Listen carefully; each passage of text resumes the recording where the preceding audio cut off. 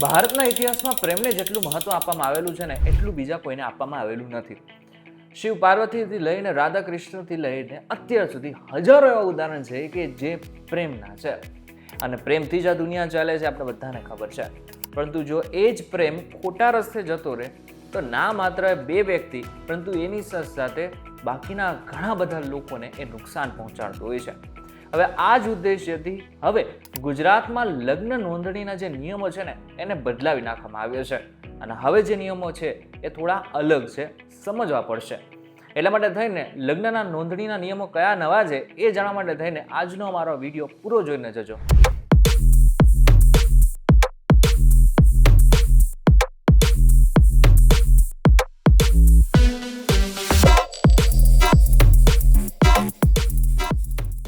નમસ્કાર, welcome back folks with digital પર તમે જોઈ રહ્યા છો ડીલ ડોઝન. હું છું આપનો દોસ્ત કરણ ચૌધરા. આમ જોવા જઈએ ને તો ભારતમાં ઇન્ટરકાસ્ટ અને ઇન્ટર રિલિજન જે લગ્ન છે એને પૂરી રીતે મંજૂરી પણ છે.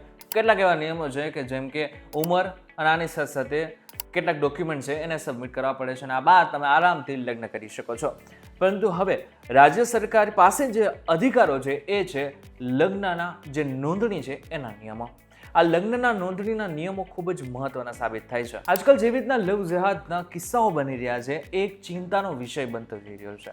ના માત્ર લવ જેહાદ પરંતુ ઘણી બધી વખત બહેલાવી ફુસલાવીને પણ અલગ અલગ રીતે લગ્ન કરવામાં આવતા હોય છે અને પછી છોકરી અથવા તો છોકરો હેરાન થતો હોય છે. હવે આ ન થાય એટલા માટે થઈને ખાસ કરીને ગુજરાત સરકારે નોંધણીના નવા નિયમો બનાવ્યા છે. સૂચિત સુધારા મુજબ હવે પ્રેમ લગ્ન માટે અરજી કરશો તો વોટ્સએપ દ્વારા માતા પિતાને જાણ કરવામાં આવશે. અરજી કર્યાના 40 દિવસે મેરેજ સર્ટિફિકેટ મળશે. હવે ગુજરાત સરકાર શું કરશે, આગામી સમયમાં ઓનલાઈન પોર્ટલ ખોલશે અને એની અંદર તમે ડાયરેક્ટ નોંધણી કરાવી શકશો, એના માટે અરજી કરી શકશો. હવે આનાથી શું થશે, બધી જ વસ્તુ પારદર્શિતાથી થશે, જેનાથી આગળના સમયમાં તમને પણ ખબર પડી શકે કે અરજી ક્યાં પહોંચી છે અને જો અટકી છે તો શા માટે થઈને અટકી છે. જો પહેલાની વાત કરીએ તો પહેલા શું થતું હતું, લગ્ન નોંધણી માટે જે ડોક્યુમેન્ટ્સ લેવાતા હતા તે અધૂરા હતા અથવા તો ઓછા હતા. બીજું, વરવધુની હાજરી વિના લગ્ન નોંધાઈ જતા હતા અને ત્રીજું, તલાટી પાસે સત્તા અને ચકાસણી મર્યાદિત હતી. પરંતુ હવે શું થઈ જશે, વરવધુની હાજરી ફરજિયાત બની જશે.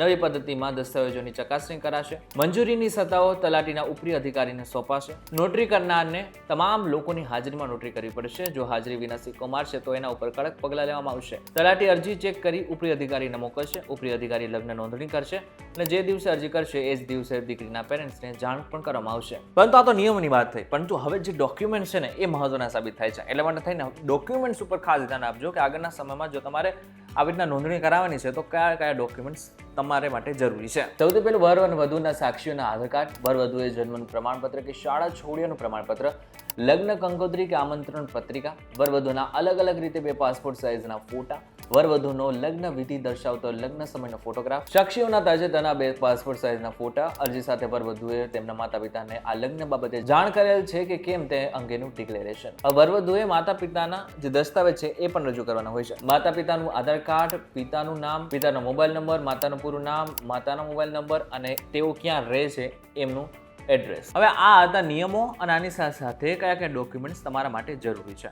પરંતુ હવે મહત્વનું છે કે યંગસ્ટર આના વિશે શું વિચારી રહ્યા છે, કારણ કે ખરેખર આગળના સમયમાં જે યંગસ્ટર્સના લગ્ન થવાના છે, એમની ઈચ્છા છે લગ્ન કરવાની, એ બધા લોકો માટે આ નિયમો લાગુ પડતા હોય છે. પરંતુ એમનું શું વિચાર છે એ એકવાર સાંભળો.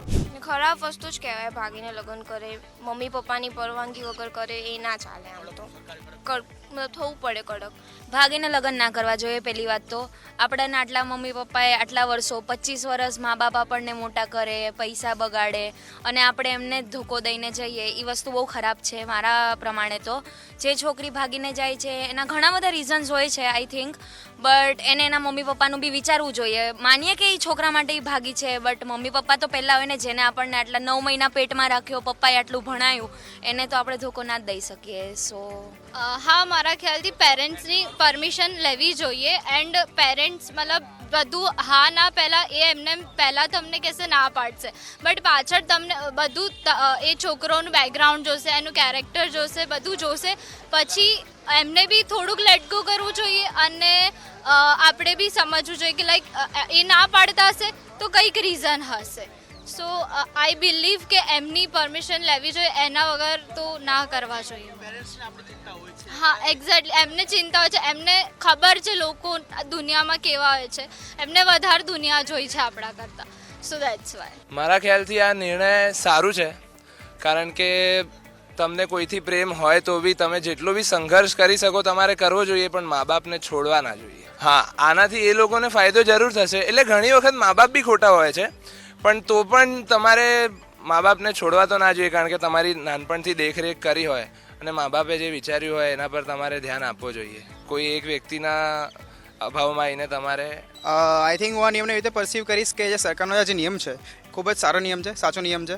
કારણ કે અગર આપણે સોસાયટીને જોઈશું અને બધા જ લગ્ન એવી રીતે કરી દેશે કે અનસેટ લેસન નહીં માતા પિતા જોડેથી, તો સોસાયટી જેવું જે માળખું છે એનું જે સ્ટ્રક્ચર છે એ આખું વેરવિખેર થઈ જશે.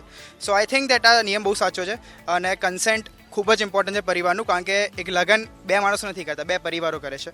તો બેનું કન્સેન્ટ હોય તો જીવન સારી રીતે ચાલે આગળ. એમ જોવા જઈએ તો આ કાયદો એકદમ બરાબર છે. માતા પિતા છે એ આપણી ફર્સ્ટ પ્રાયોરિટી છે, આપણી માટે બધું જ છે. તો એમની જો સાક્ષી હોય, સાઇન હોય તો આપણને સારું પડે. એટલે આ કાયદો બરાબર જ છે, હોવો જ જોઈએ. ના, લવ મેરેજમાં તો હું તો બિલીવ નથી કરતી. આ ખોટી વસ્તુ છે. મીન્સ માતા પિતા આપણે સાથે હોવા જોઈએ. ये तो बहुत ही फ़ायदेमंद है, क्योंकि क्या होता है कि हम कभी कभी अपने मर्जी की वजह से हम पेरेंट्स को बहुत हर्ट करते हैं. तो अगर पेरेंट्स का रहेगा परमिशन तो ये हमारे लिए भी अच्छा होगा, पेरेंट्स के लिए भी अच्छा होगा कि वो उनकी खुशी रहेगी. तो और फिर ये गवर्नमेंट के लिए भी अच्छा रहेगा, क्योंकि बहुत लोग ऐसे होते हैं जो पेरेंट्स के बिना परमिशन के भाग जाते हैं, भाग के शादी कर लेते हैं, उसके बाद फिर उन्हें पछताना पड़ता है. तो अगर हमारे पास हमारे पेरेंट्स का परमिशन रहे तो वो भी खुश, हम भी खुश, और फ्यूचर में कभी प्रॉब्लम नहीं होता है. क्योंकि जिस हिसाब से आजकल हो गया है जनरेशन, हमारा इन्वायरमेंट हो गया है कि लोग फ़ायदा भी उठाते हैं भगा करके. तो उसके लिए हमारे लिए अच्छा है कि हमारे पेरेंट्स को पता रहेगा. मेरा तो ये मानना है कि अगर पेरेंट्स को मनाया जाए तो वो मान जाते हैं, चाहे पेरेंट्स कैसे भी हों. हाँ, थोड़ा स्टीरियोटाइप होते हैं तो उनको मनाने का एक तरीका होता है.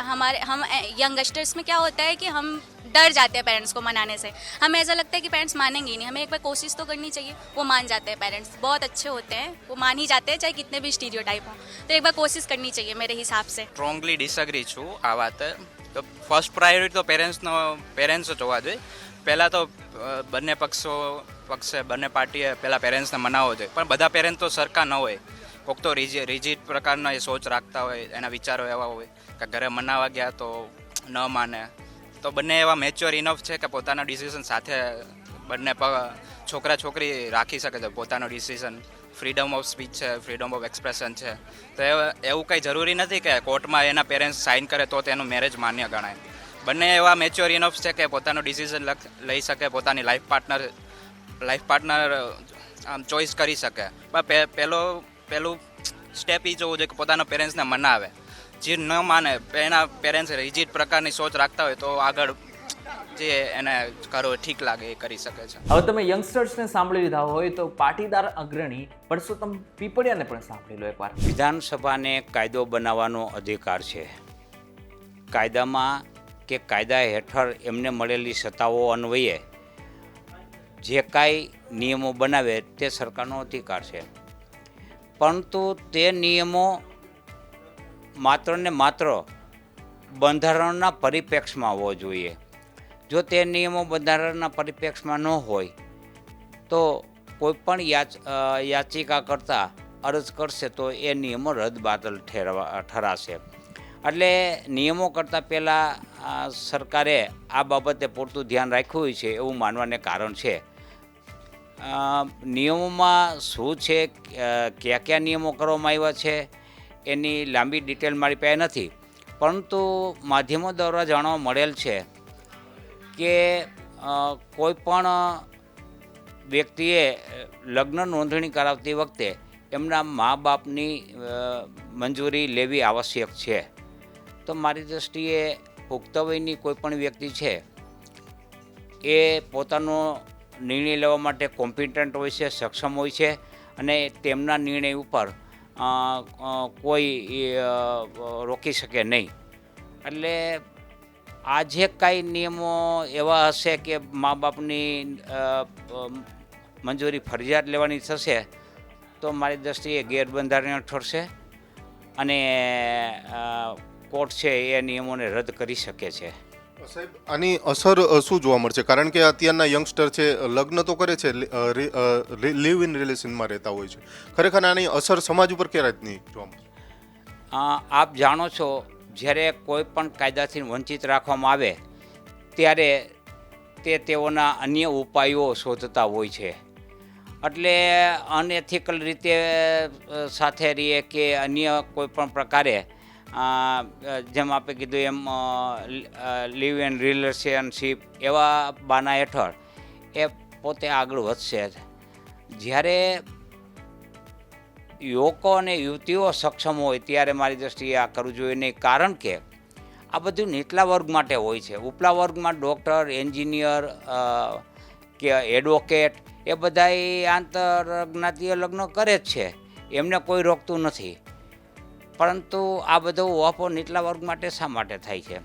હા, એટલું ચોક્કસ કે એ લગ્ન લલચાવી ફોસલાવી ન કરેલા હોવો જોઈએ. એ લગ્ન કોઈ અનૈતિક રીતે ન થયેલા હોવા જોઈએ.